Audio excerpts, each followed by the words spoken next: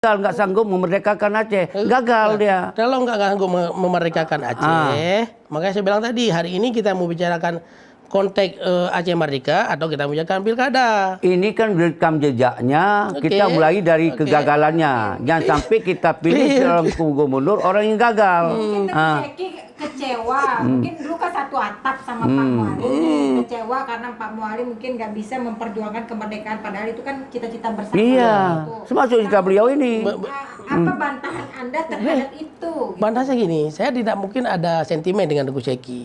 Yang ada di saya adalah argumen. Dan saya juga nggak sentimen. Yang ada saya juga argumen. sentimen. Nah, pada argumen saya, kalau bicara Aceh Merdeka, menurut saya tidak ada bisa menaruh satu harapan kepada Pak Bustami. Makanya saya memilih Pak Mualim, karena saya meyakinkan adalah Mualim ini menjadi mana bagi saya ada satu harapan membawa Aceh masa depan.